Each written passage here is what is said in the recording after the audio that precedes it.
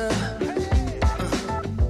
And I say, oh, it's a night we'll both remember. Oh, sweet surrender. Oh, we're moving close together. Wanna make your body mine through the night. Hot and sweet through the night.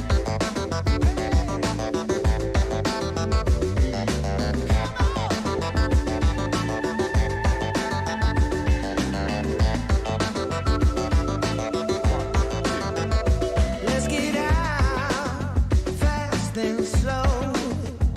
I wanna get to know you. I know a place where we can go.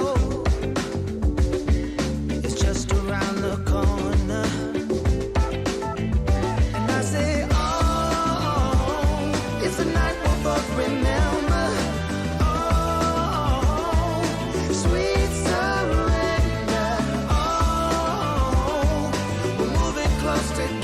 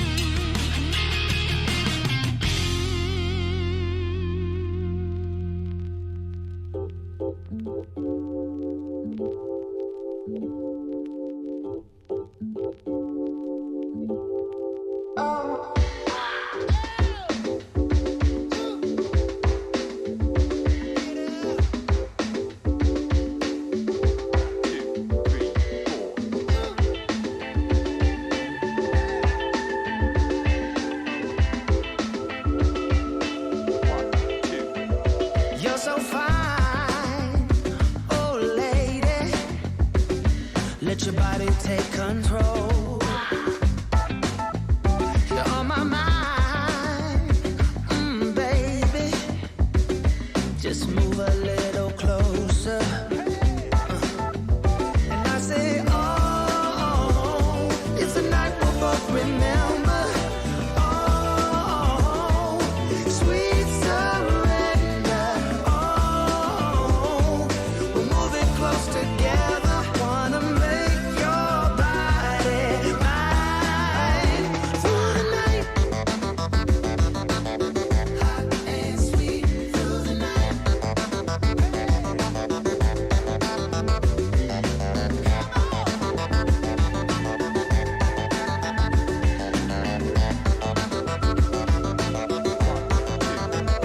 Let's get out fast and slow. I wanna get to know you. I know a place where we can go. It's just around the corner. And I say, oh, it's a night we'll both remember. Oh, sweet surrender. Oh, we're moving close together. Wanna make your body mine. And I say, oh, it's a night we'll both remember. Oh, sweet surrender. Oh, we're moving close together. Wanna make your body mine through the night. Ooh, ooh, yeah, baby. I wanna make your body mine. Wanna make your body mine. Make your body mine through the night.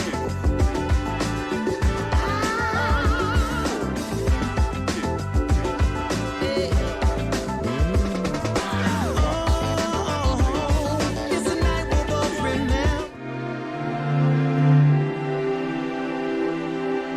Hey, everybody. I'm here. It's Thursday, FTG Thursday on the Morning Night Live, and I am, sort of on time. I'm not super late. But anyway, I hope you're having a good morning. I certainly am. Had a good morning at work. Got out on time. Got myself a good breakfast today. Got my coffee, as I often do. Well, daily. And I'm kind of ready to go. So I'm good, except I realized I didn't change the Superstar Donor of the Day, so let's fix that. There we go. Clear that out. Someone has the opportunity for today, and there's so much going on. This is another day where I'm going to hit a lot of topics, as many as I can in a short amount of time. But the one topic that came up when I went on Twitter this morning, it just caught my eye, and it's I like talking about education, and so a couple education stories came up that I thought, I'm gonna focus on those to start, and then we'll get through just some of the news. So that's how it's gonna go today. Hope you're ready. I see everyone in the channel already. That's a good start. Let people know, share the stream and all that stuff, and we'll be ready right after the intro. Johnny, do the thing. Ladies and gentlemen, coming to you live from the Lucky Dog studio in a hidden location somewhere in the upper Midwest of the United States of America, it's a brother making his own way but with all the wrong opinions. Welcome to the Morning Night Live with your host, yours truly, Dawg Knight.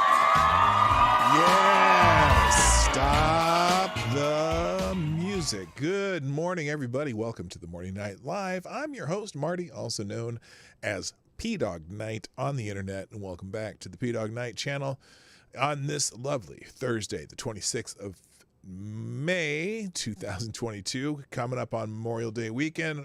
Somebody probably maybe have an extra day off tomorrow too, or we're gonna get to be off Monday for a long weekend holiday. The holiday that we commemorate those who've been lost in defense of this country, and often people use to remember family members and things like that. But the national holiday is made to remember those who died in service to the country, either through wars or through other types of service. So I know we include our first responders and things like that, like, for example, the ones who passed on 9/11, but just anyone who serves and tries to help others and be part of the, continue to make this country be successful and free and all that stuff. So I hope you all have some plans. I know I plan to turn the heater on the... look, we've been doing some work on the pool, and because the house we bought came with one, not because I wanted a pool in a house, period, but the house was cheap and it happened to have a pool, so we used the pool. And I got up this morning.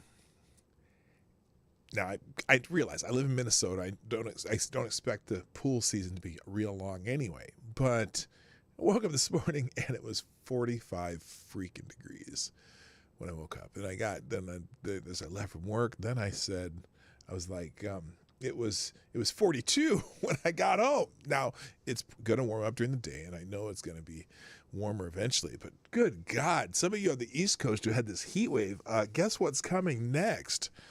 It is cold like a mug. I was like, damn, I move somewhere warmer. No, we're not moving anywhere for a long time because I just spent a shit ton of money on fixing some things in this stupid pool. So hopefully the money pit that's filled with water will be a less of a money pit for the next few years. But part of it is we put in a new very high efficiency pump that'll save us a lot of money, and so that'll help offset the cost that I put into it. But still, and as long as we're here for 10 years, well, it should pay for itself in 3 years as a lower electric bill. So that's what I hope. Anyway, enough about me. How are you doing? I hope you're having a good morning. Let's say good morning to Is Here, though, because I haven't done that yet.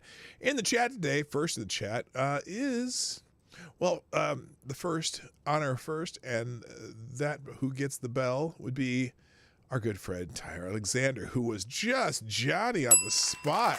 I mean, boy, I literally started the stream and I went to click the thing to move the pop-out chat over here where I like to read it closer to this side of my other screen, and he was already on there. I was like, damn, dude, how you must have been waiting. So that's awesome. Also, good morning to CNN Sucks, the most redundant name on the internet. Black Hebrew Israelites in the house. That's right. Also, good morning, Avocados de Alba, the Devil's Advocate, Aaron Meredith, Select a Boy. Yeah, also, good morning to Simon Wolford, Rotten Corpse, Chicago Mike Savage, Blarg. Also, good morning, Attack Alpaca, Neon Leon, Somnambule Nation, Maddie's in the house. And Maddie's recovering. I hope you're recovering well, enjoying your... I hope you're resting, and I hope Ronan's doing all the work around the house. I'm gonna leave that there. I'm not sure how things go where you live. Also, good morning to Plague Dr. Zach, also known as Zach Osborne, GDSOBs in the house. Terms of Service, ATOS, the original shroom. I know it's the original shroom, but I always laugh when I see that because I always go, wait, Terms of Service? What is Terms of Service doing here? But anyways, the Shrooms in the house, Jim Beam, and I think is that everybody? Oh, Lord Stanhope's here. Good morning. And that's it. That's everybody. Everybody who's in the chat. So 21 people in the house, 11 likes. Let's get that to 21 likes, and hopefully some more people show up. Share the stream. That's the biggest thing you can do. Project 10,000 is going a little bit slow these days, although I do have some guests coming up that I'm pretty excited about. Hopefully we'll bring some people in to see those guests. But I'll announce that probably at the end of the week. End of the week. Tomorrow's the end of the week. This is kind of the end of the week. By the way, I am doing a show Monday on Memorial Day, and because I do. Oh, Data Wasteland's in the house too. Did you see yourself as a cartoon? No. Is that something I haven't? Where would I have seen that, Data Wasteland? I'm not sure. I mean, I do have my cartoon avatar. Is it in my DMs? I haven't checked my DMs for a while. Let's see. Is it over here? No. No. Why do I have a note for? Oh, I see. All right. No, I didn't see myself as a cat cartoon. I'm not sure what you're talking about, but well, hopefully you'll see it again. By the way, thank you, Maddie, of course, for tweeting out the show, and Zach Osborne, Rotten Corpse, also retweeting my tweet, and Somnambulate Nation tweeting out the show. It is awesome. Oh, on Discord? Oh, gosh, okay, here's what we're going to do. I am going to go into my Discord server. Now, is it in DMs? What section is it in? Is it in the general section? Part of the problem is I've been very, very lax on going on Discord lately. Can I get Marty ranting? Yes, you probably will. Gunfox, it's from a few days ago, though. I have not. Oh, a DM in Discord. Now, here's my problem. I'm a mental midget when it comes to Discord, and I'm not always sure how to. Is it in the inbox? I'm not always sure how to get. Oh, here we go. Is this my? I'm not very good at. Oh, look at that. That's pretty cool. Okay, hang on a second. I am going to. Okay, here's. Those are pretty cool. Okay, here's my. I'm gonna put this on the screen. I like this. Let's see, full screen. Oh, I should probably make it so you can see it. There we go. Oh, where'd it go? Oh, here it is. No, what the hell happened here? I just had it. Did it open a new? Oh, here it is. There it is. Okay, here we go. Here's the. Here are the cartoons of me. That's pretty good.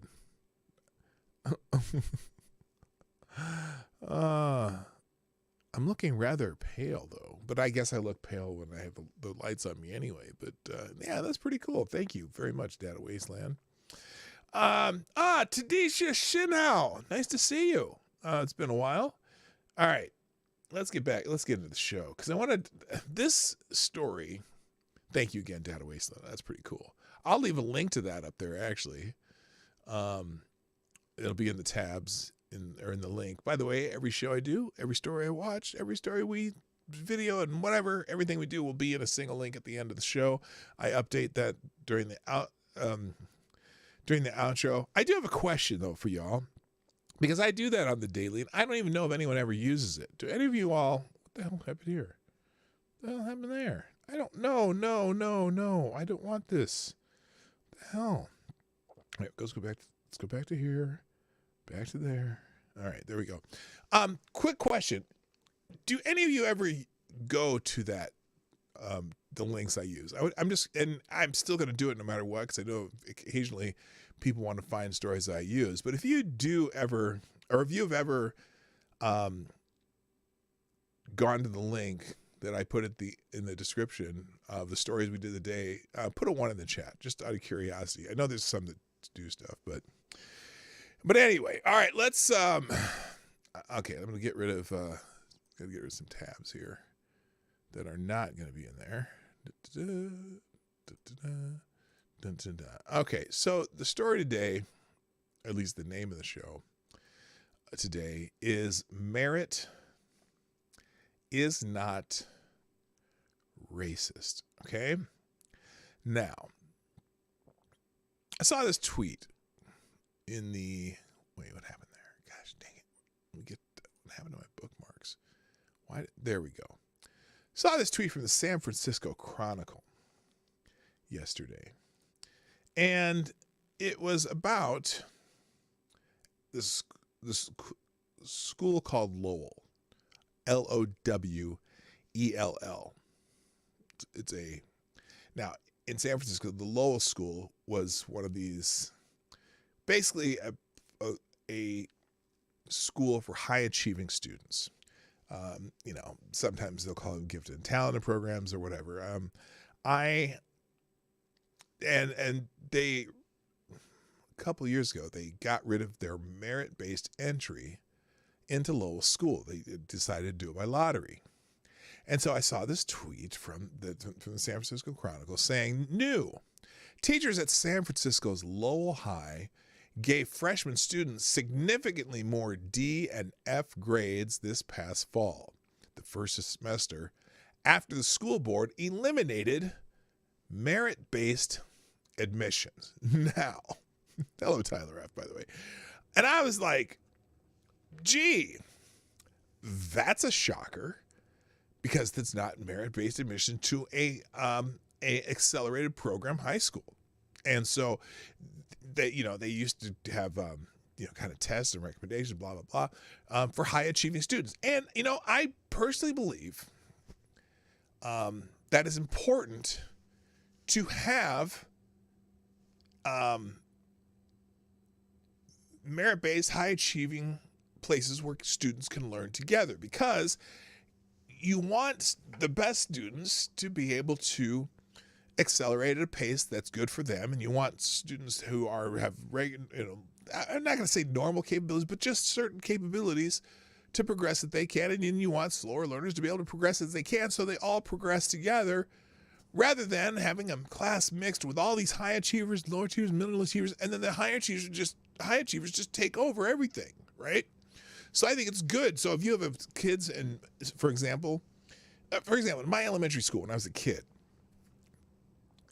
they had breakout time for math, and I think for math and for English, and then the rest of the stuff you learned, your social studies and things like that, you learned this one group. But for math and English, you broke out based on your abilities. So they had an accelerated math area, they had an accelerated English area, and so far and so forth. So accelerated readers or whatever.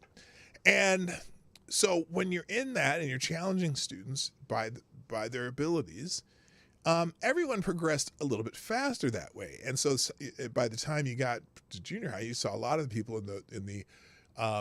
in just the regular math. I don't remember what they called it. They didn't call it regular math or accelerated math, but whatever. They split up. You saw a lot of those kids, were able to learn concepts at their pace better. And then by the time they got to junior high, they were also sometimes in accelerated math, right? Good morning, Nomad. How you doing? Stop. Hammer time. So I'm full advocate. If you have a place where accelerated students, and plus, guess what? A lot of times, your accelerated students, those become the people who do accelerated things when they grow up, and they're not held back to a standard, because they get to accelerate and expand their minds at the pace they're able to do it. So anyway, here's the article from San Francisco Chronicle, archived obviously. New data shows shift at Lowell High School. More students given failing grades after admissions change. Now, by the way, I'm going to show you some reactions to this. I'm not going to read the whole article, but this gives you the idea what's going on. Teachers at San Francisco's Lowell High gave freshman students significantly more D and F grades this past fall, the first semester after the school board eliminated merit-based admissions it had relied on for decades.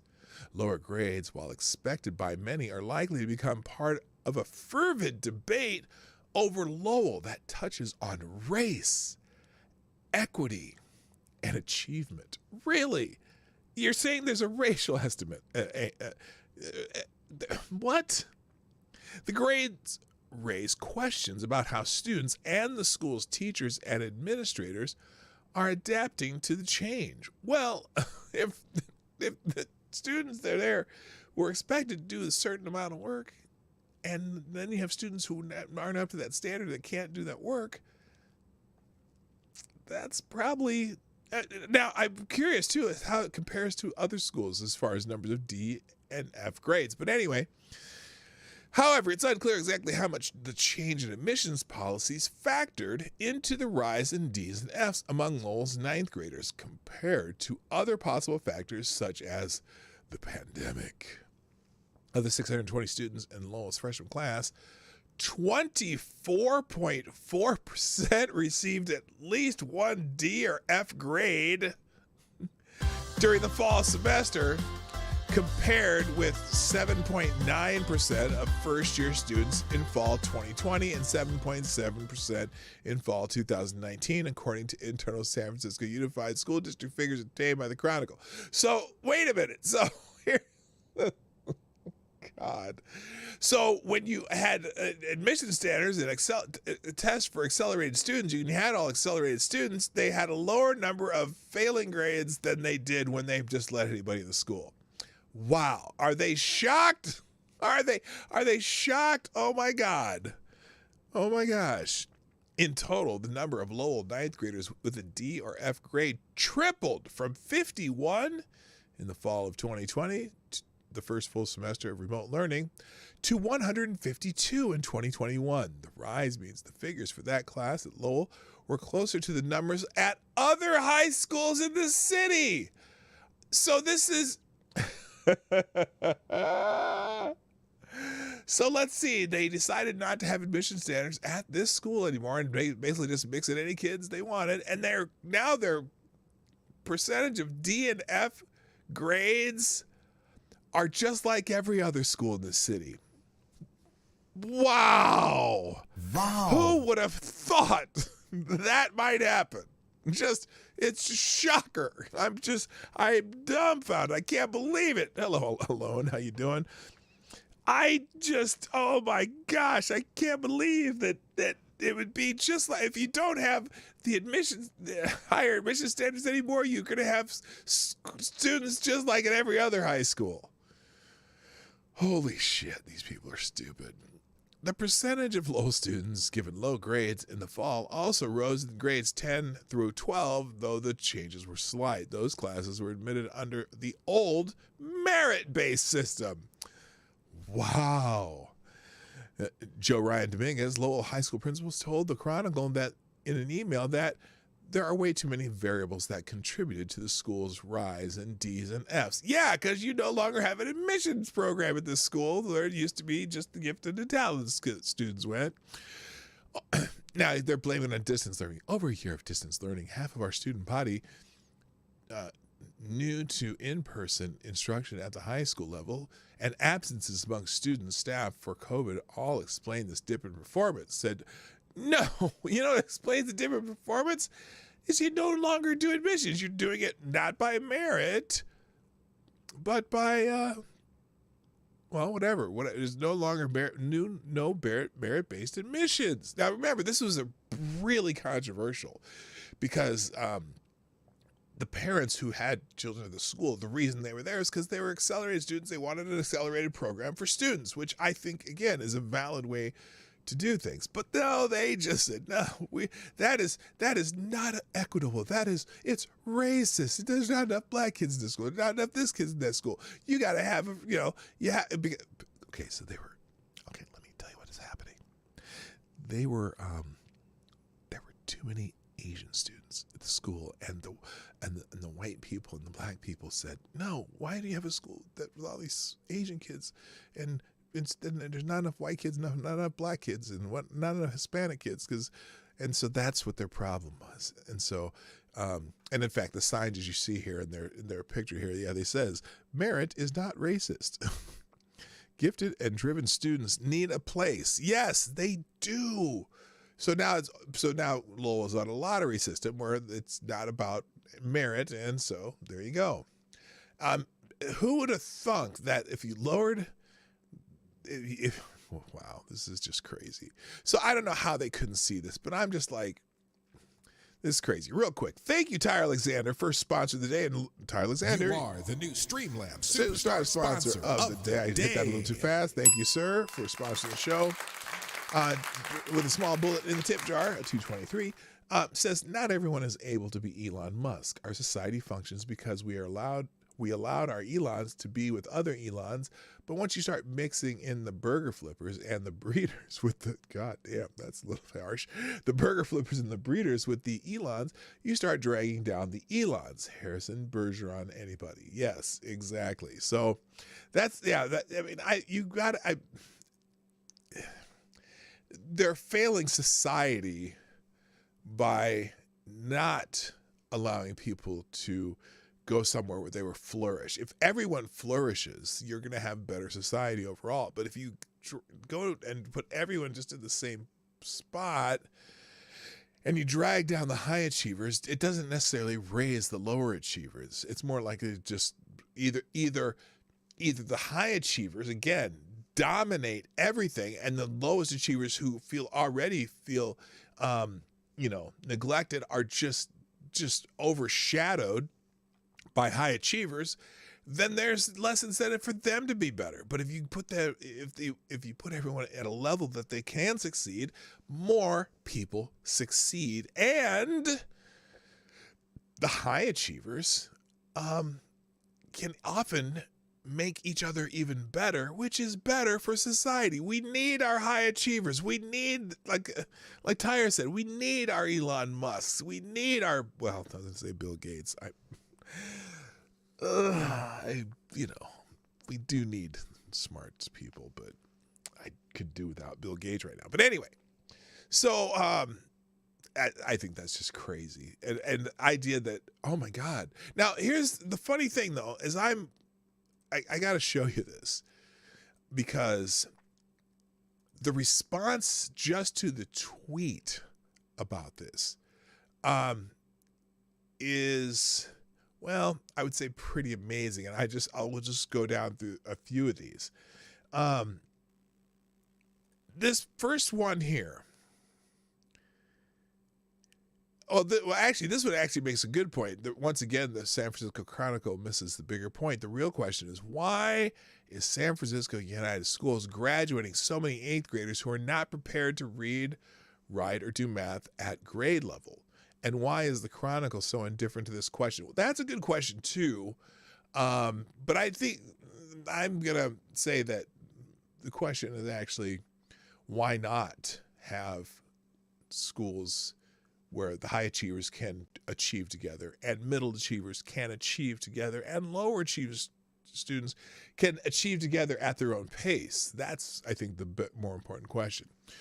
Now, here's another one. Why would it be better Lowell gave A's to all students in the name of equity?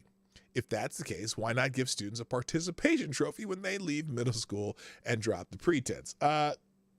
Yes, exactly. Now, here's another one, though. And we're going to get into some of these that are kind of stupid replies. Holy shit, does this mean that Lowell, a comprehensive high school, might have to deal with struggling students like every other comprehensive high school in San Francisco? That's the wrong answer. That's not the issue. The issue is, does it behoove those kids who come to Lowell now and are getting D's and F's where they might, of course, now again, Lowell's curriculum is no longer accelerated either. That's the other problem. So yeah, so now you don't have a place for those accelerated students to go unless there's places in the country that are talking about, and I think it's in California, where they're talking about getting rid of honors classes and AP classes. So even within their own school, they're not able to differentiate between the learning abilities or learning styles of varied students. So now some students are just going to fail. Does that help? I don't know. Breaking. It isn't that Lowell is outstanding at educating, but that it's that Lowell is outstanding at gatekeeping. No. Boy, I don't know. I'd hate that.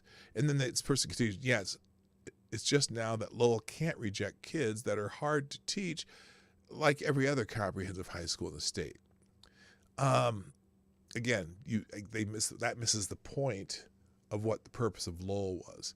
So anyway, these are some stupid people, and if I don't want to single out anyone as an FTG, but now that I've removed all the screen names, I'm just going to say FTG to the people who thought it was a great idea to do this to Lowell. Now, and in that same note, here's an interesting one. And this is in New York. There's the title. Dem-appointed New York judge unravels liberal plot to racialize school admissions with just 4 sentences. Now, this is interesting along the same line of what was happening at Lowell. A New York judge tossed out a lawsuit Wednesday that alleged New York City schools' gifted and talented programs created a racial caste system.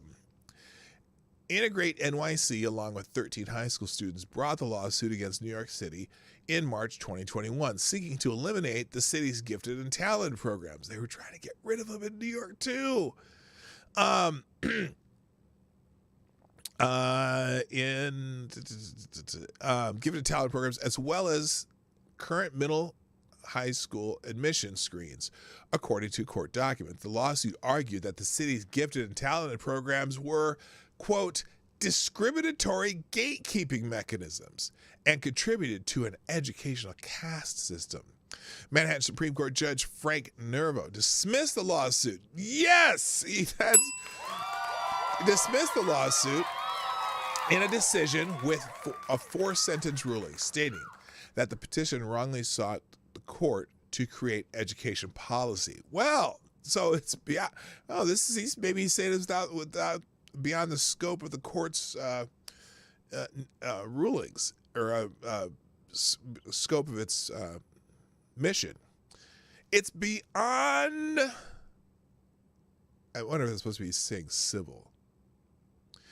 Quote, it's beyond civil, cavil, I don't know, that the court lacks jurisdiction to grant the relief sought and that the petition improperly seeks, inter alia, this court to make educational policy by directing respondents to take certain actions regarding curriculum, content, testing content, employment diversity, employment policies, admission policies, and disciplinary policies, among others, Nervo wrote.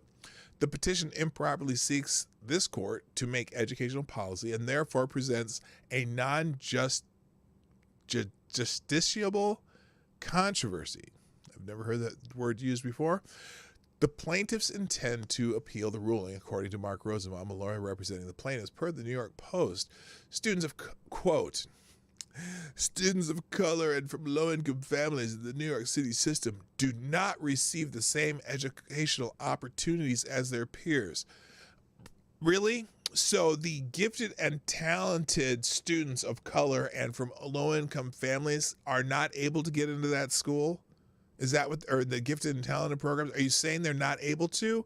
If they're gifted and talented or smarter or whatever, and high achievers, are you saying that there are no high achievers, students of color or from low income families?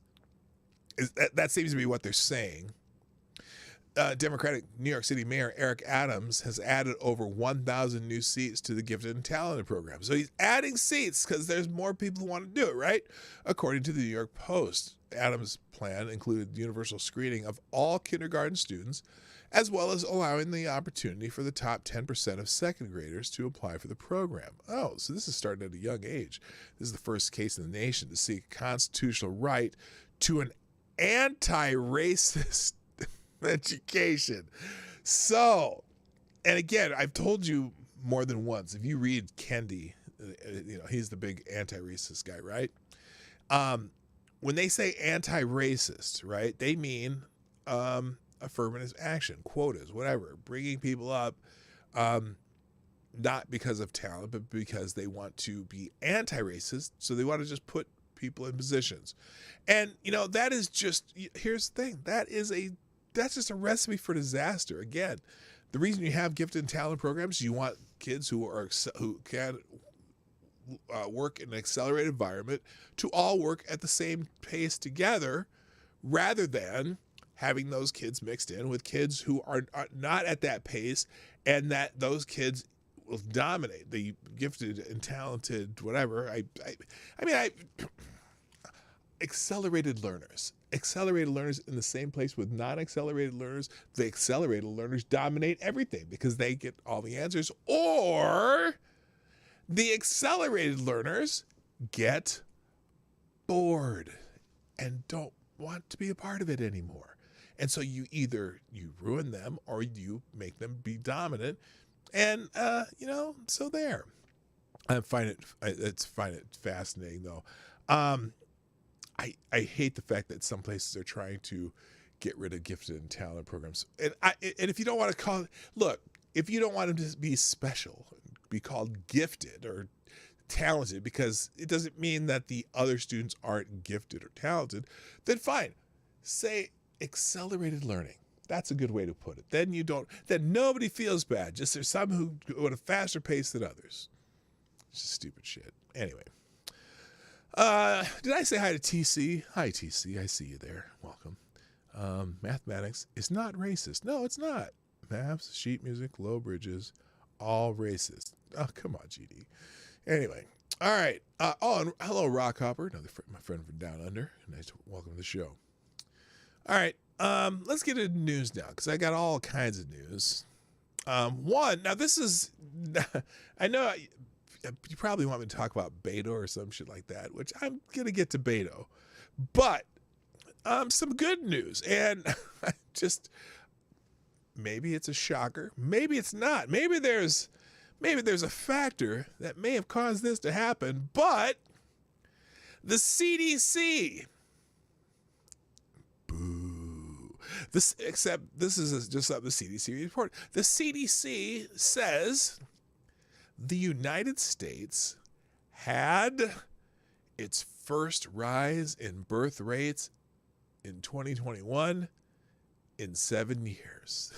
We got some babies, people. Now, I wonder, all these people have stayed home all the time because of stupid 19 rules. I wonder what they were doing.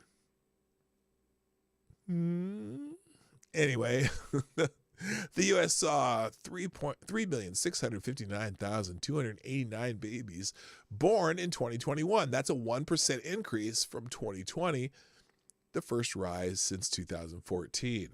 Now, could it be? Well, let's see what's say here.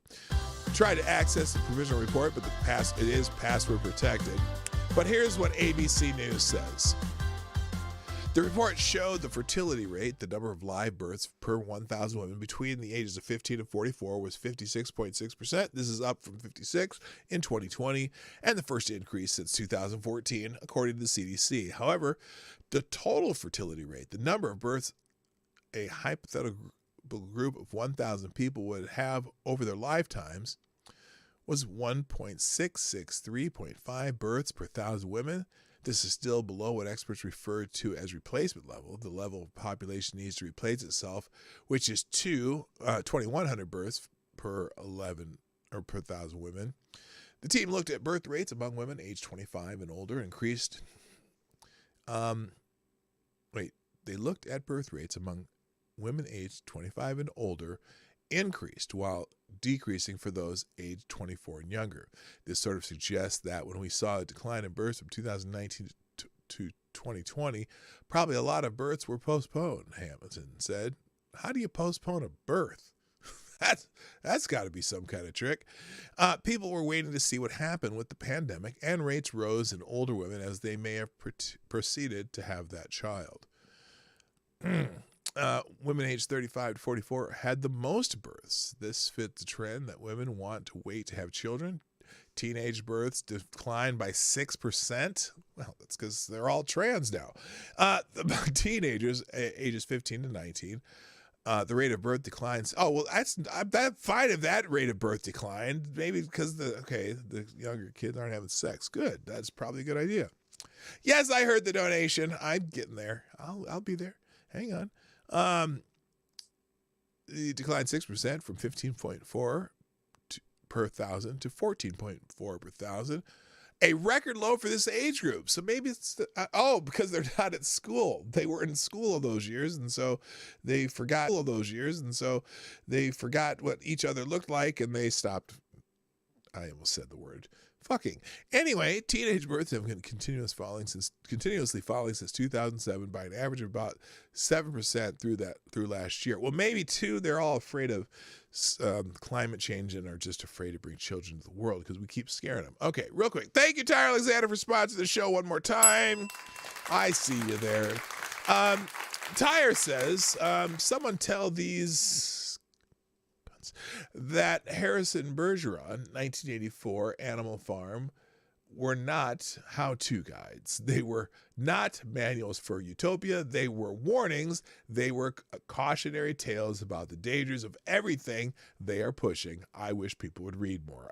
Hey, you are spot on, sir. And thank you for your continued sponsorship of the show.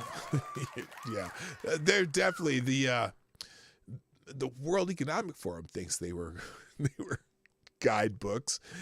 Anyway, damn, I was hoping the godforsaken species was on the downswing. Well, it is still in the downswing, but it's up from what it was. We're still not at replacement birth rates. So anyway. All right, let's continue here. What else did I do? Oh, I already did this one. Why do I have that open twice? Let's close that one. You don't need to see that one twice. Oh, now let's get into Beto. Beto O'Rourke made a complete ass of himself, although some people are cheering this jackass. So at the press conference that they were having, or they were doing a kind of a, I don't know what they were doing. In fact, here, let's just read the story because I have it here. Oh shoot, that's not it. Did I not even put up a story about this? No, I did not. Well, during a, oh, here we go. Let's just show you the footage because this is what happened at this.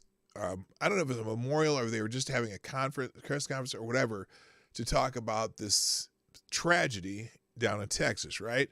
And Beto O'Rourke decided to, well, I'm sure you've all seen it, but I'm going to show it anyway. Pass the mic to Lieutenant Governor Dan Patrick.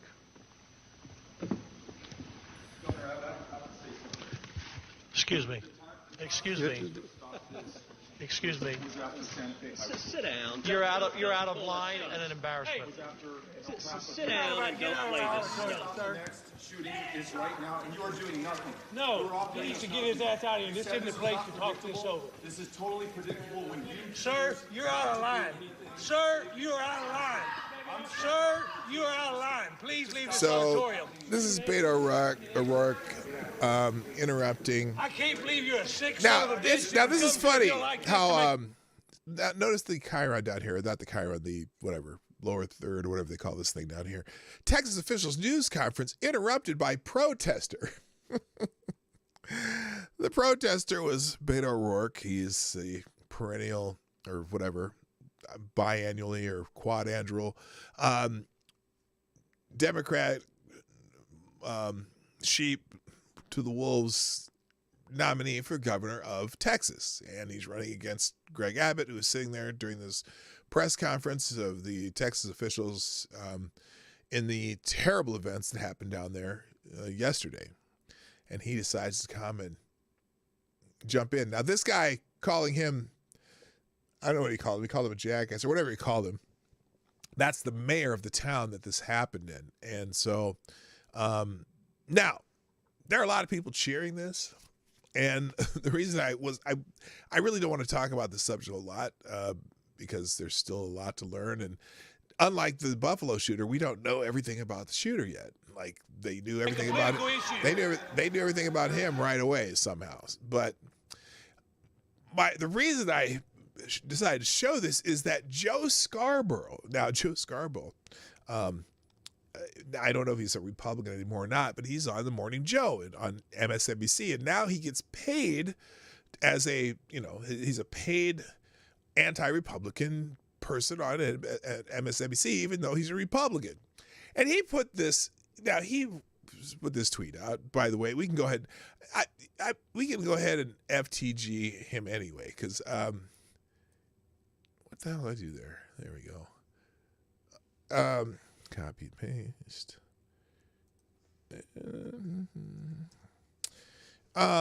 He writes, there are several, because the mayor called him a sick son of a bitch.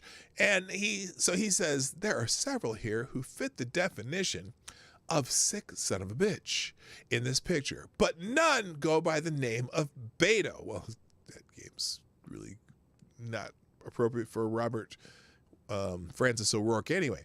Look instead at the freaks who keep gutting gun laws so 18-year-olds can buy weapons designed for war to go into schools and slaughter babies. That is sick. Now, that's a really weird statement that coming from Joe Scarborough. When Joe Scarborough was in Congress, he was the highest rated Republican according to the NRA. And now that he gets paid to hate on Republicans, I found this, here's what I found fascinating about this, and it's not so much about this particular incident, but he decided to talk about this incident using this gutting gun laws so that 18-year-olds can buy weapons designed for war. And I was trying to find if he said something similar about the Buffalo shooting, because that was also an 18-year-old. Okay, he's bashing Texas and saying their gun laws are what caused this, because everyone's going after the gun right now. No one seems to be going after the kid. In fact, we read the thing yesterday where they're talking about, oh, he was bullied in school. I don't give a shit. He's a fucking idiot who shot a bunch of kids. Fuck that guy. I'm glad he's dead. But did Joe Scarborough say anything about the gun laws in New York? Because he's saying they gutted gun laws so 18-year-olds can buy weapons. First of all, 18-year-olds can buy rifles in just about every state. I don't know if there's a state that's 21. Now, handguns, a lot of places have rule you have to be 21 to buy a handgun. But in most states, an 18-year-old can buy a rifle. And it's not it's a rifle that's semi-automatic, right? So, again, now I'm sure when he said this, he wanted to refer to this kid and to Kyle Rittenhouse, but not necessarily the guy in New York, because in New York they do have stricter gun laws, and the kid still was able to buy a firearm or acquire a firearm. I don't know, but because this is Texas, well, Joe Scarborough can say, places where they're gutting gun laws. Did they gut gun laws in New York? Is Kathy Hochul and whoever is it Letitia James, are they sick son of a bitches? I'm just asking the questions. Moving on. And now here's some of the rhetoric post these couple shootings. Joe Biden again brings out his message that the Second Amendment is not absolute. Biden's demanding more gun control. President Biden called for stricter gun control legislation during his Wednesday address, claiming the Second Amendment allows for limitations on firearm ownership.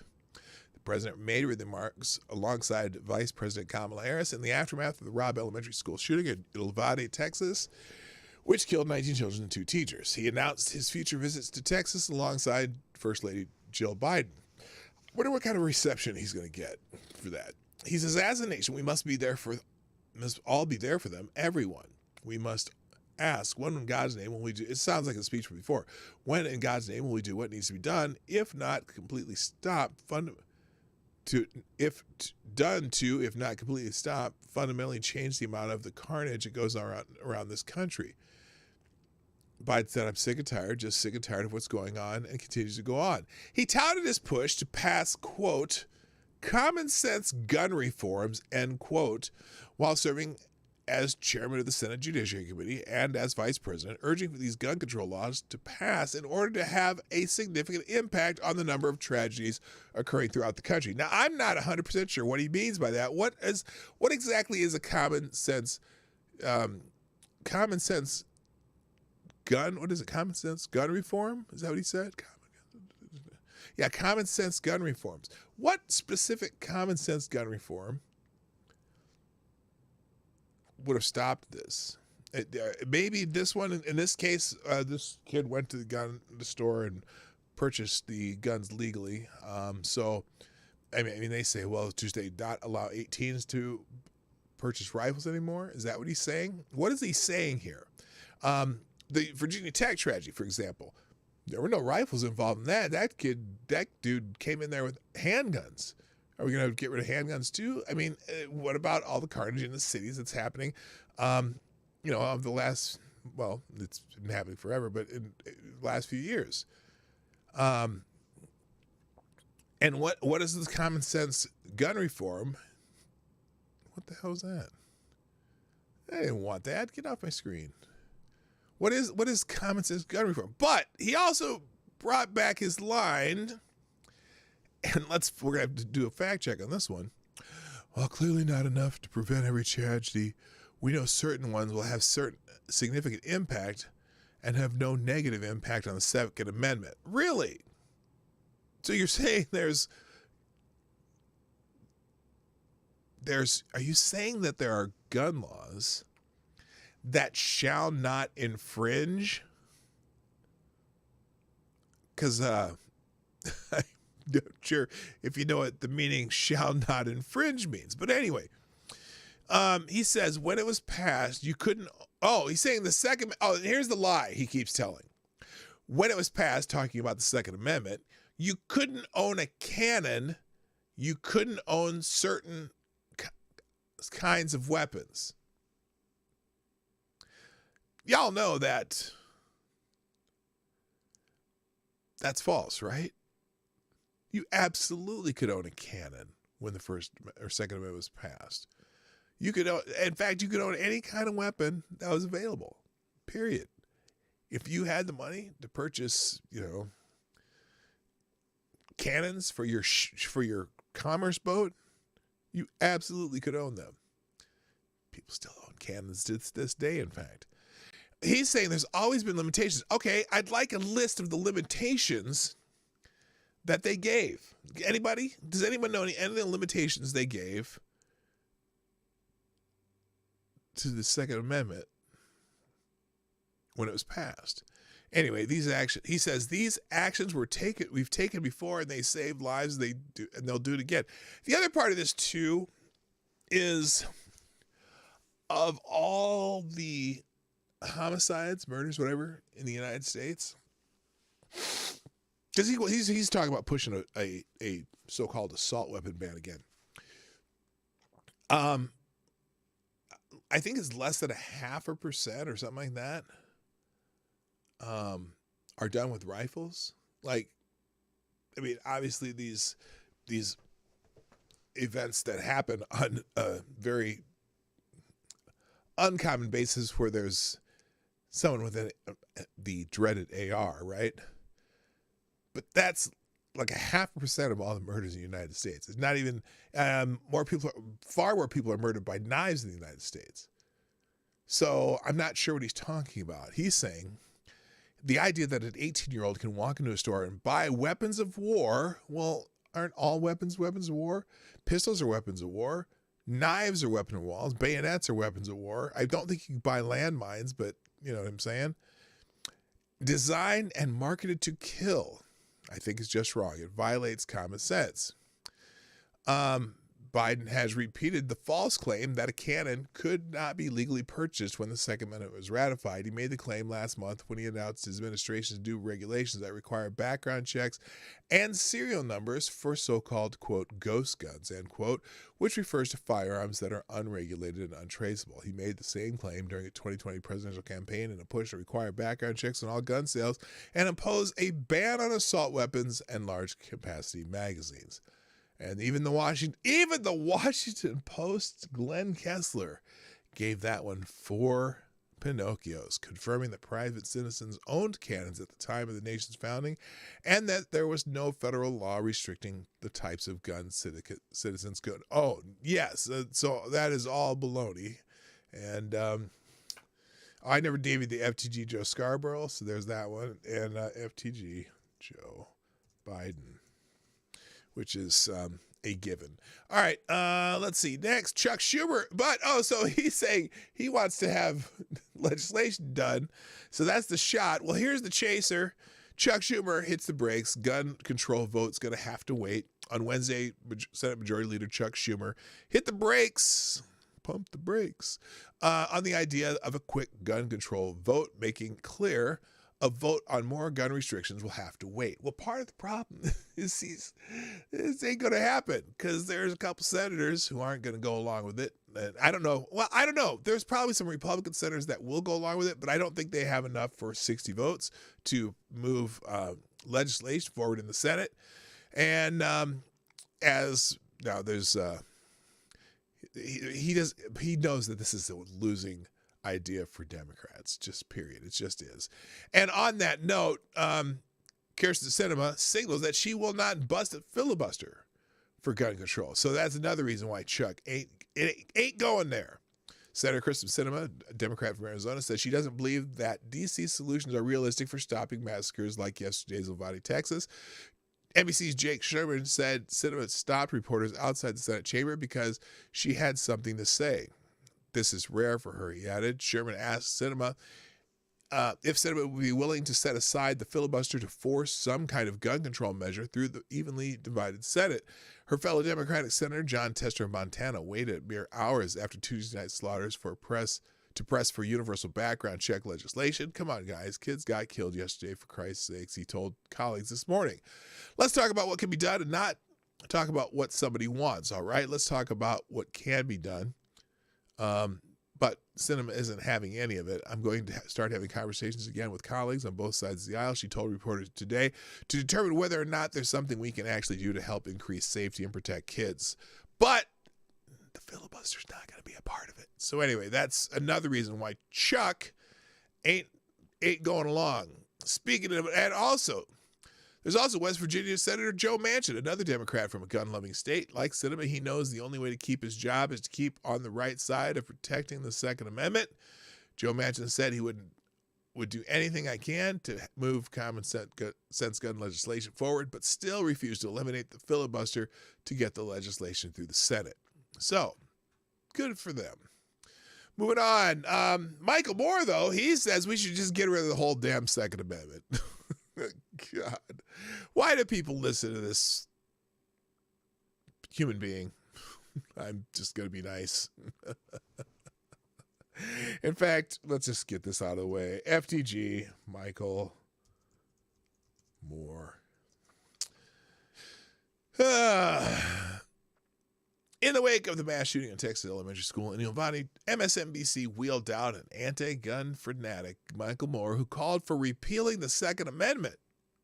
By the way, all these people saying, "Oh, the Second Amendment wasn't absolute. You couldn't have these kinds of guns back then." Well, then maybe you shouldn't tweet that from your iPhone either, shitbags.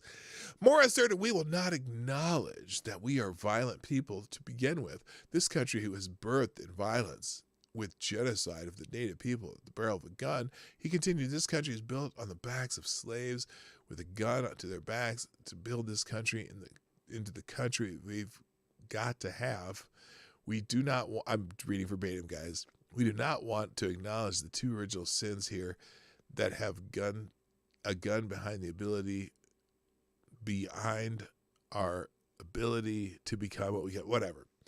I need to say it. Let's move on. And now this is interesting. Yesterday, the President of the United States said, "I just called on Congress to pass the George Floyd Justice in Policing Act, but Senate Republicans have stood in the way of progress. That's why this afternoon I'm taking action and signing an executive order that delivers the most significant police reform in decades." Now, I'm fascinated by that statement. He tweeted this out. "I called on Congress to pass this particular legislation that I like, but since the one of the parties is, some of the people are against it and we can't get it passed, I'm just going to pass it by writing something with my pen." Here's the details. He goes around Congress with police reform executive orders, then blames Republicans. How do we know maybe your legislation didn't suck? President Joe Biden used an executive order Wednesday to circumvent Congress and unilaterally oppose police reforms, blaming Republicans who he said had stood in the way of progress. And also, what makes you think that this is for sure progress? Do you think your bill's that good that you are progress and not passing it isn't? I've called on Congress to pass the George Floyd Justice and Policing Act, but Senate Republicans have stood in the way of progress. That's why this afternoon I'm taking action and signing an executive order that delivers the most significant police reform in decades. The White House streamed the event, which included remarks from Vice President Kamala Harris.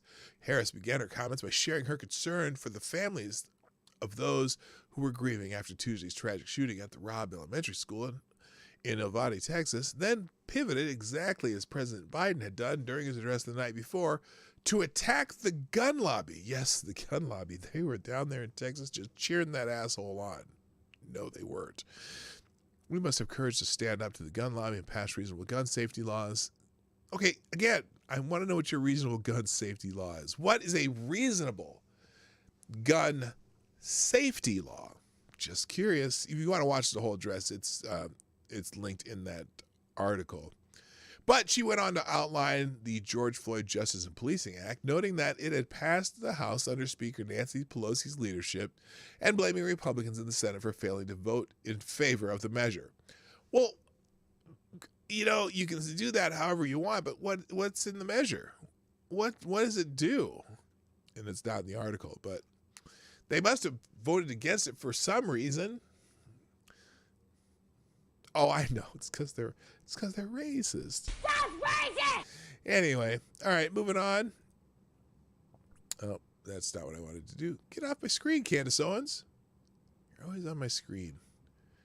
Oh, that's the same one.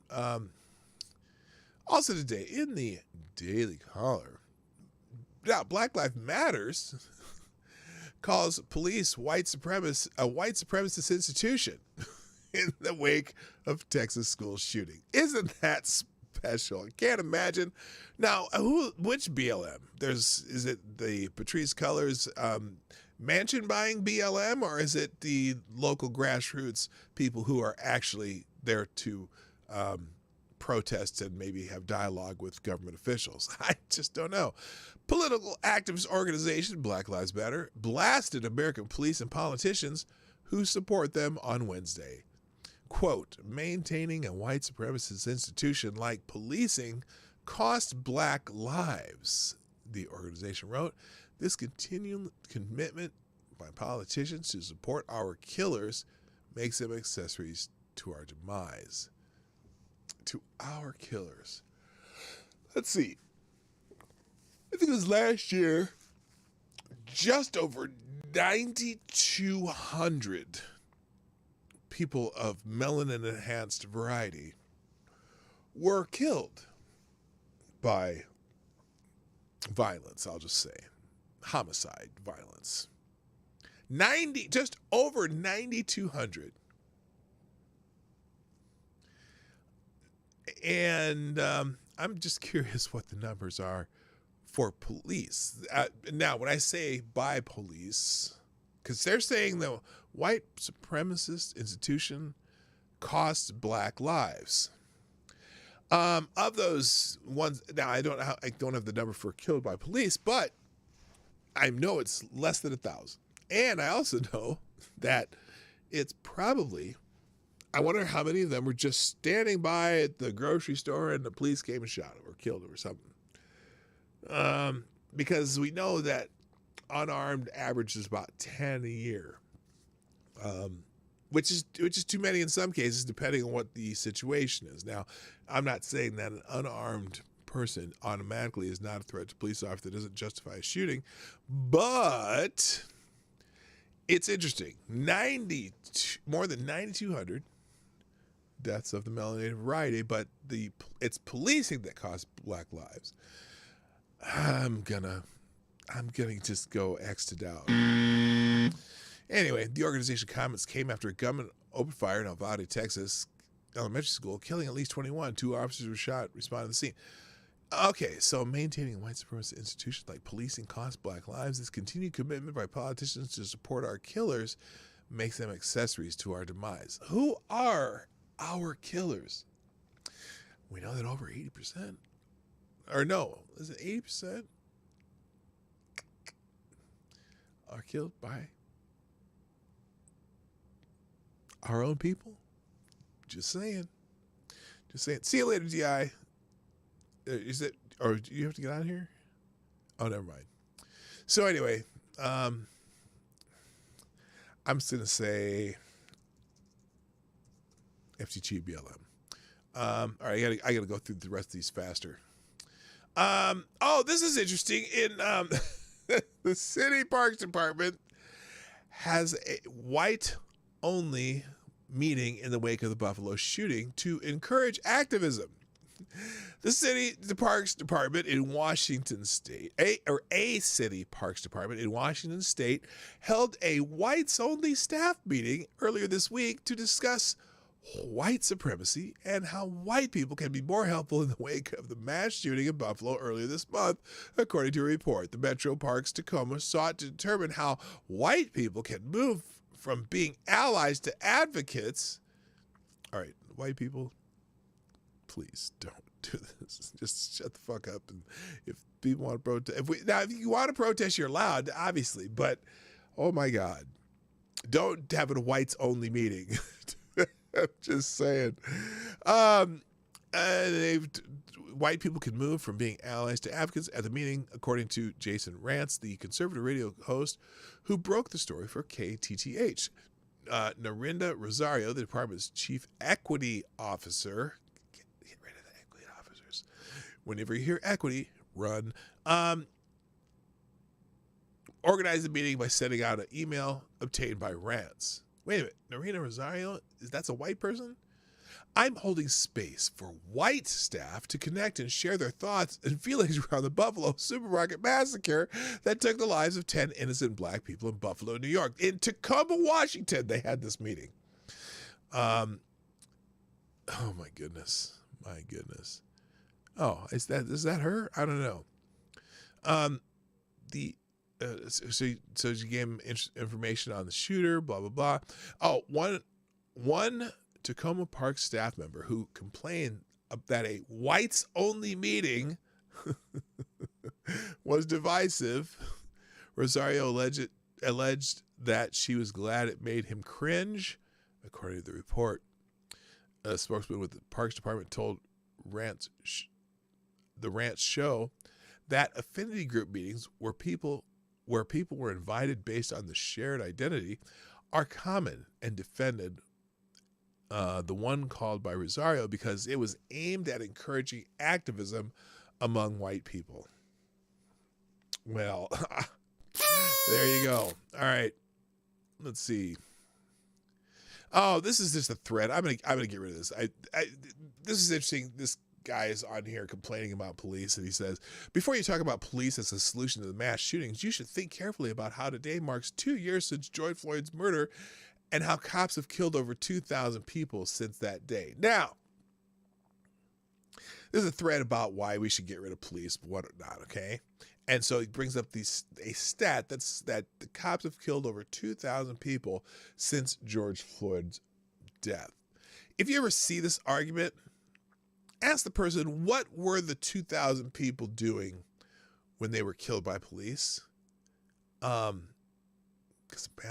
a very large number of those people are usually shooting at police. They were in shootouts.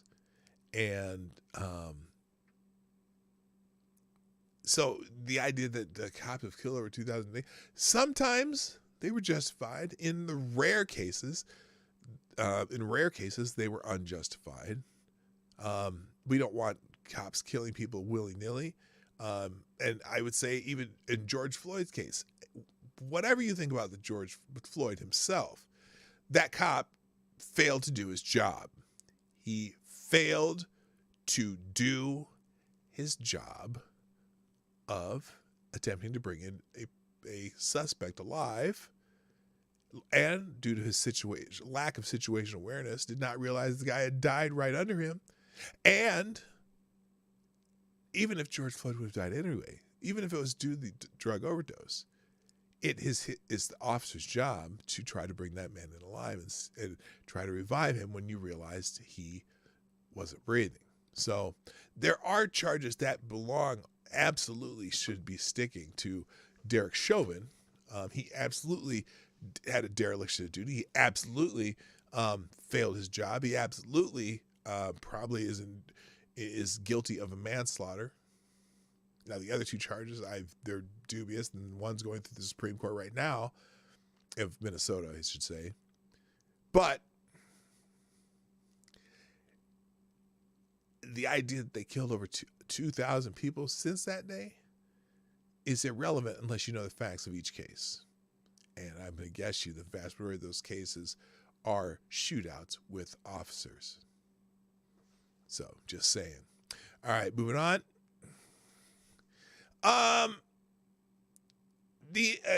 Moving on to another mass killer. Q-train killer Andrew Abdallah is being held without bail on murder and weapons charges. Now, this is a refreshing change. In some of these large cities with district attorneys that like to release people on bail or just release them, period.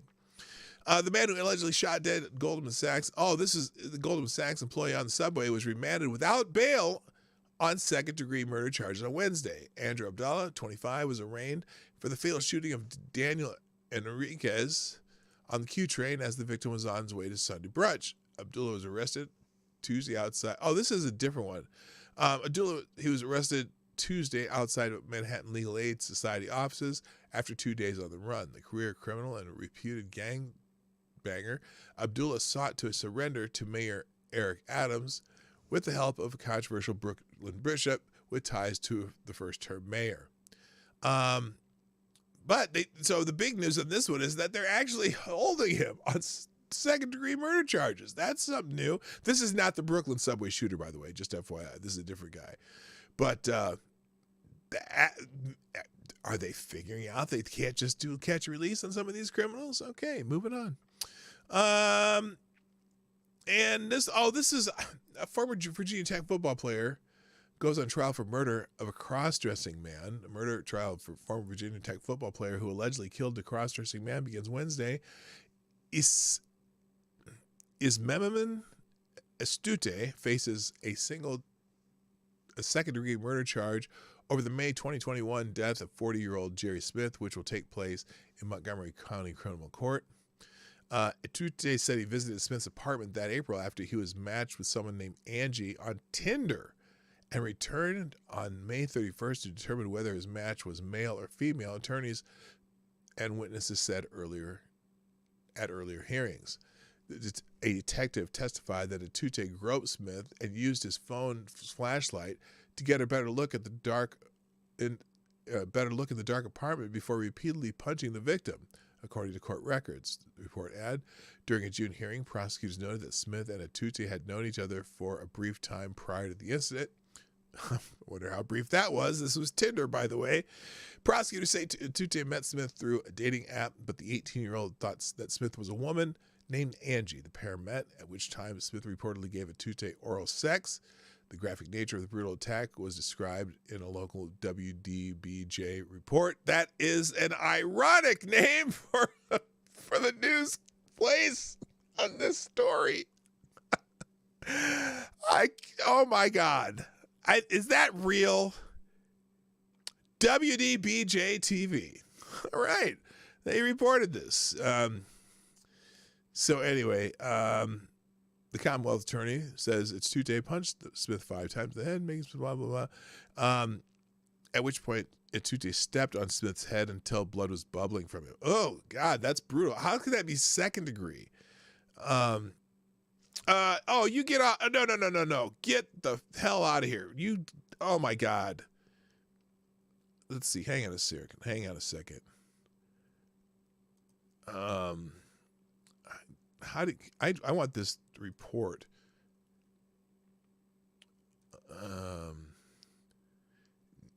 So this motherfucker took the time to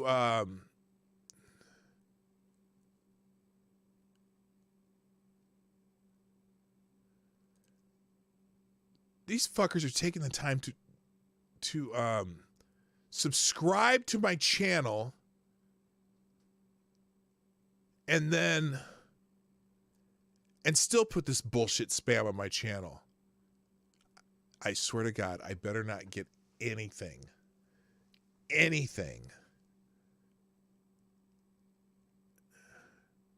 better not get another goddamn strike for this bullshit. I'm going to have a conniption, I tell you right now. Anyway, moving on. And I don't, God, that annoys me. The bot's an hour and a half to get here. Oh, man. Anyway, so this guy, he's going to go to trial. Now, Justice Department is being a little quiet about the Buffalo shooter. You know, they've got a lot to say about the one in Texas, but the Buffalo shooter, the Biden Justice Department is still silent on the Buffalo shooter's fate. The Biden Justice Department won't say whether it will seek the death penalty for Peyton Gendron, the gunman who perpetrated a racist massacre at a grocery store in Buffalo, New York. The department was investigating Gendron for hate crimes, which is punishable by death, but refused to divulge its plans to the Washington Free Beacon or even confirm that a capital case is under consideration. Attorney General Merrick Garland imposed a moratorium on federal executions in September, but his department is nonetheless taking steps to ensure notorious criminals like Boston Marathon bomber Dzhokhar Tsarnaev and Charleston gunman Dylan Ruth stay on death row. Though President Joe Biden claims to oppose capital punishment, his administration has been equivocal and highly political where executions are concerned. The Justice Department convinced the Supreme Court to reinstate Tsarnaev's death sentence earlier this year, clearing the way for a future administration to put him to death, and the department is quietly fighting Ruth's bid to overturn his death sentence. Executions aren't likely to resume while Biden is president, but protecting Tsarnaev and Ruth's death sentences and obtaining one for Gendron ensures a future administration can't put them to death. The Justice Department has confirmed that it is conducting hate crimes probes of the Buffalo massacre, a federal hate crimes provision, blah, blah, blah. So, you know, I'm not torn on whether or not that guy deserves to die, but I am torn on whether the federal government has a role in it. The state of New York is where you have murder charges, and they have these additional hate crime charges from the federal government so they can say, okay, we're going to punish you even more. I guess, well, it's just an interesting way to look at it. Whether or not that should be a state crime, which it is. Murder is a state crime, and that this is obviously the maximum sentence for what he did is life in prison without parole. The federal government having a second trial on it, I don't know how that doesn't do double jeopardy. But anyway, let's go a little bit into the economy. Biden's energy secretary is now open to an oil ban. But will it actually... Oh, not an oil ban. Well, I'll tell you in a second. It's not an oil ban. Energy Secretary Jennifer Granholm said the administration hasn't ruled out a petroleum export ban Tuesday, an apparent reversal of its previous position on the policy. Granholm's comments appeared to suggest President Joe Biden was open to both an oil export ban and an export ban on refined products like gasoline or diesel fuel. The Energy Secretary promised in December that a crude oil export ban was off the table during a meeting with oil industry officials, adding that she didn't want to fight with domestic energy producers. She says, I can confirm the president is not taking any tools off the table, Granholm remarked Tuesday during a visit to Louisiana, Reuters reported. However, market analysis of the 1970-75 federal export ban, which was repealed in 2015, suggested the policy had negligible impact on prices and sometimes led to higher domestic energy prices, allowing oil exports incentivizes domestic production, ensures global market stability, and boosts the U.S. economy, according to multiple studies. So they're going to try some, let's see, 75, that was Gerald Ford who did that shit. Shit don't work. I'm sorry. Stop, please. Stop doing that. All you're doing is going to mess up world markets and the price of oil will go up. So anything that we're importing, the price of that will go up. How about just producing? How about getting these guys to produce more? A couple stories here. And gas prices maintain upward swing into Memorial Day. We talked about this yesterday. JP Morgan is predicting $6.20 average per gallon by August. Whew, boy. Gird your loins. Stories there in the Federalist. Moving on. Get off my screen, Candace Owen. Oh, and then Jennifer Granholm also has been telling us that soaring gas prices are an exclamation point that the U.S. must accelerate its green energy push. Yay, Jennifer Granholm. Energy Secretary Jennifer Granholm said that soaring gas prices are a major reason why the U.S. economy must transition away from fossil fuels towards green energy. Really? Because there's a ton of fossil fuels out there. Boy, we've been finding reserves all over the world and we're figuring out ways to get it out and figured out that we have many, multiple years to use fossil fuels while we're trying to develop other types. But she's saying this is an opportunity. Don't let a crisis go to waste. Speaking to reporters during a press conference in Colorado, announcing a $38 million investment by the Department of Energy to decarbonize its national laboratories. Granholm said that continuing concerns about rising prices at the pump was an exclamation point on the need to accelerate the transition away from fossil fuels. Well, during the exchange with reporters, Graham also referred to the Russian invasion of Ukraine and its effects on the global oil supply as a reason to push for more green energy. No one has ever weaponized access to the sun. Didn't Bill Gates have some kind of idea of throwing some particles up in the air to block the sun a little bit? What could go wrong with that?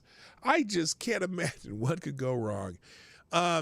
These people don't care about us. They have their, they drive their electric cars and they can survive without this. They never drive anywhere anyway. They have people drive them around. And, oh my God, I hate these people. They just don't care. Now, an Illinois gas station owner is suing for having to post Democrat propaganda. So gas prices are high everywhere. They've risen so much that several states have suspended their gas tax, while others are considering doing so. And then there's Illinois. The Democrat-dominated legislature in Illinois is so magnanimous that they're not suspending their gas tax, but they're delaying increasing it until the end of the year. Now, isn't that special? They're going to, just for you, we're going to delay increasing our gas tax. So as a part of this year's budget, Democrats delayed for 6 months the 2.2 cents a gallon gas tax increase that was set to take effect in July, explains the Wall Street Journal editorial board. In 2019, Democrats doubled the gas tax to 38 cents a gallon and indexed it to inflation. So there's an automatic, it's going to be more than that. But anyway, not only that, but the Democrats also required gas stations to post signs that are, quote, clearly visible, end quote, 4 by 8 inches or larger with bold font reading, quote, as of July 1st, 2022, the state of Illinois has suspended the inflation adjustment to the motor fuel tax through December 31st, 2022. No big deal, right? Well, if a station refuses, the owner faces a fine of $500 a day. So for you not putting up a sign telling you that the legislature so kindly is postponing their gas tax increase, you can be fined up to $500. Now, and the signs are clearly meant to be propaganda that screams, look at what Democrats are doing for you peons. Anyway, during the legislative hearing, Democrat State Representative Michael Zalewski stated the signs would remind pumping Illinoisans that as a result of the work of the Great Assembly and the cost of living adjustment has not gone into effect, and that as drivers pump gas, their gaze will fix upon the pump, and maybe they'll read about the good things we did, reports the Wall Street Journal. That's it. He said that. Anyway, and the sign requirement has rankled owners of gas stations enough that some of them have filed a lawsuit asserting that the regulation violates their rights of free speech. The suit says that Illinois is forcing station owners to choose between making a political statement they do not wish to make to their consumers or the general public on behalf of the state of Illinois, or paying fines. $500 for not putting up a sign? Hey, can I put up a sign right next to it that says, hey, government, fuck off? Yeah, I think that would be appropriate. All right, let's get the last few stories out of here and get out of here. The Biden administration can't account for 44 people on the terror watch list who crossed the southern border. Remember yesterday we talked about someone in Congress asked specifically about a specific case where they had some guy that was on a terror watch list and he was helping people come across the border. He was from Iraq, and he said he was helping Iraqi nationals who were terror suspects come across the border through Mexico. Now, I don't know. I don't remember the land bridge from Iraq to Mexico. Or not Iraq. Was it Iran or Iraq? One of the two. I don't remember the land bridge that came from, Iran to Mexico so that migrant could walk from Iran to Mexico and then come up to our nation through the Mexican border. It sounds like some, ecotourism, terror tourism by some certain people from around the world. Anyway, the Biden administration, now that was one case. The Biden administration can't account for 44 people on the terror watch list who crossed the southern border. The story will be in the tab, but that's not good. That's not good at all. And on that note, the Department of Homeland Security announces that ICE and the Border Patrol won't enforce immigration laws into Uvalde, Texas, following the mass shooting. Okay, this is another case of don't let a crisis go to waste. Immigration laws will not be enforced in Uvalde, Texas, because it's been designated a protected area. The Department of Homeland Security announced Wednesday, the day after a mass shooting in the city killed at least 20 people. Beyond illegal aliens who go to Uvalde should have no fear of being arrested by Immigration, Customs and Enforcement or by Customs and Border Patrol, DHS assures in its statement. Quote, the site of the tragedy in Uvalde, Texas, is a protected area. To the fullest extent possible, ICE and CBP will not conduct immigration enforcement activities there.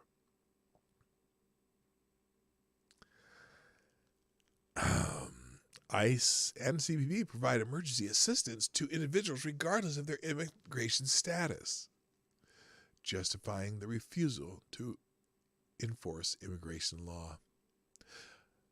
On Tuesday evening, this is CNN, analyst Juliet Kayan told viewers that as a priority, the government should suspend immigration enforcement in the area. So they're going to suspend immigration enforcement in the area of Uvalde, Texas. And not only are they going to suspend the enforcement, but they're going to tell everybody about it too. So great. They just decided to tell everybody that they are. Well, I wonder if there'll be increased traffic through Uvalde. All right.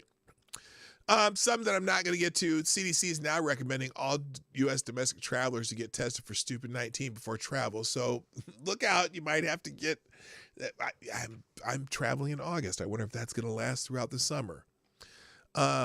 And also, blue cities are eyeing reinstating mask mandates, and unhappy citizens are scaring skepticism about the success of previous stupid 19 policies. Oh, you think?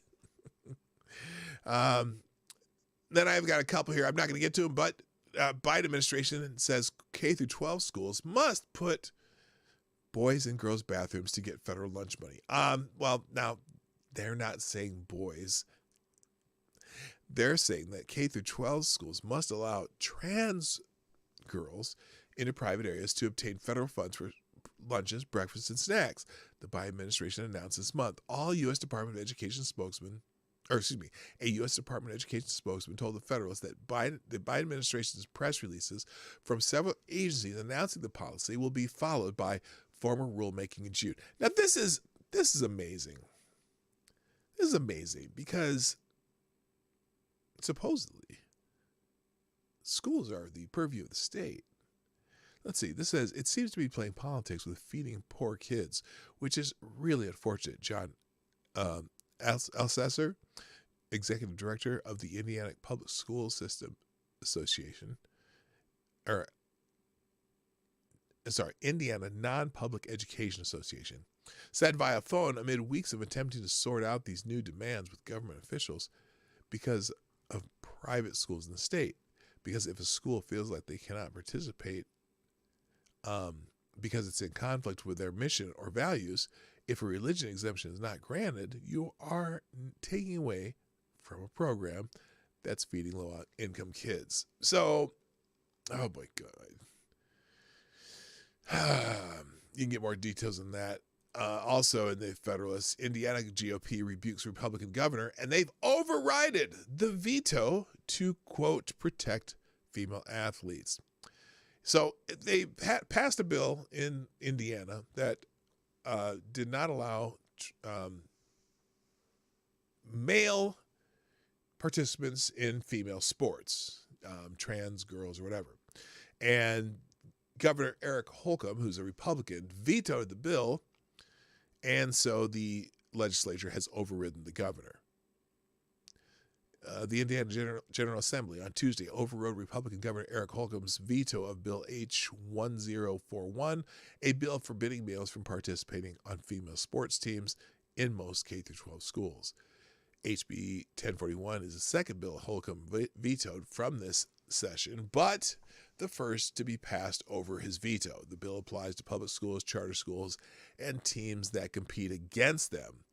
Quote, women and girls deserve to compete on a level playing field. Alliance Defending Freedom Senior Counsel Christina Kiefer said in a statement, we are grateful to the Indiana legislature for responding to the nationwide threats to fairness in women's sports by overriding Governor Holcomb's misguided veto of HB 1041. While more work must be done to protect Indiana's female athletes in college, overriding this veto is an important step towards ensuring fairness in women's sports. So there's a backlash to some of this, and some of it is successful, and it probably makes sense that you don't have male human being bodies competing against females, as we've seen several instances where that has happened in the last few weeks. Let's see. Democrats desperately looking for an alternative to Biden in 2024. That's probably self-explanatory, but if you want to read that one, you can. It'll be in the tabs. Alexandria Ocasio-Cortez had a meltdown after one of her favorite candidates fails to immediately win a runoff. Miss Cortez blasted her party's leader after a left-wing immigration attorney, Jessica Cisneros, failed to immediately defeat Texas Representative Henry Seller in a heated... Oh, gross. I'm looking at that. I wish I could just let's just get. I can't look at that.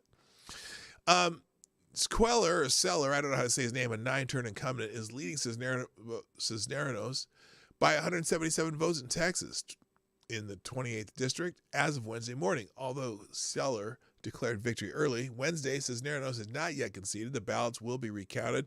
Top Democrats, most notably Speaker of the House Nancy Pelosi and Majority Whip James Clyburn, support Seller's campaign. So that's interesting.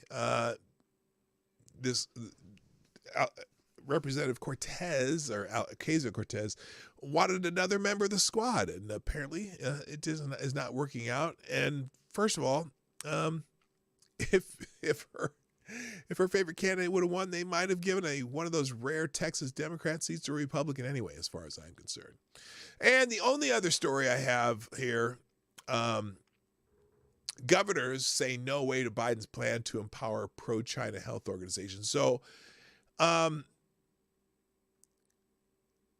Governor Kristi Noem, power over any personal health choices is not President Biden's to give away. So the president is signing this WHO, World Health Organization treaty, where they're saying that they could Well, here, Republican governors Ron DeSantis, Glenn Youngkin, and Kristi Noem denounced the Biden administration's proposed amendments to the World Health Organization's international health regulations. We in Florida, there is no way we will ever support this WHO thing, DeSantis said Monday. No way. The amendment would change WHO's surveillance methods, allowing the organization to develop early warning criteria for assessing and progressively updating the national, regional, and global risk posed by an event of unknown causes or sources. WHO would provide member nations with assessments that indicate the level of risk of potential spreads and risk of potential serious public health impacts based on assessed infectiousness and severity of the illness. The amendments would also change how WHO determines public health emergencies, while the previous regulations tasked the organization's director general and each member nation with determining a crisis. The amendments delegate power solely to the director general. In other words, a non-governmental agency of unelected officials in countries that aren't us could have some kind of power over what we do in the United States. That's kind of the Reader's Digest version of what's happening, but it's fairly accurate to say. So anyway, all right, gang, I wish I had more time to go through that one because that one's a little more scary, but at least some governors are speaking up. Biden's all about making that treaty happen, and I think, is it Congress or the Senate, or is it somebody's got to stop that nonsense? Anyway. All right, gang, I got to go. But before you do anything, please, if you haven't done so already, hit the like button. Share the stream before, during, and after the stream. If you're watching on a replay, put a comment in the comment section.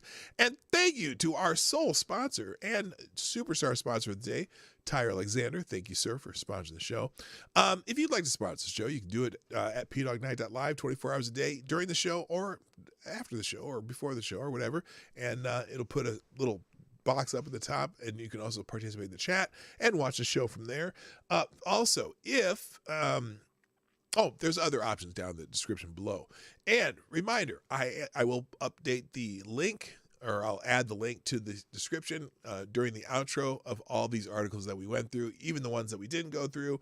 And I think that's it. Oh, and also the tweets and whatever. I didn't have any videos today, but anyway, those will all be linked in a single link in the description down below. In paragraph 2, I will let you know in the chat when I have that updated. Ladies and gentlemen, that is all I have today. I must get the heck out of here. So thanks for dropping in. Hope you're back tomorrow, 10 o'clock Eastern, 9 o'clock Central, Monday through Friday at the Morning Night Live with me. And my name is P. Dawg Knight, and I'm out of here. Bye-bye. Hey, this is Dawg Knight, and thank you for watching today on the Dawg Knight Channel. If you have an observation or remark you'd like to make about this video or my channel, I absolutely welcome you to write it in the comment section down below. I really look forward to hearing from you. And before you go, if you like what you saw but you're not already subscribed, please make sure you hit the subscribe button and definitely click that bell that pops up afterwards so you'll be notified when I post new videos or when we go live. I broadcast my live show, The Morning Night Live, Monday through Friday at 10 o'clock Eastern, 9 o'clock Central. A special thank you to all the supporters of this channel who share our videos on social media and who make donations through Streamlabs, YouTube, Venmo, and Cash App, which are all linked in the description down below. Thanks again, and until next time, I'm Dawg Knight, and I'm out of here.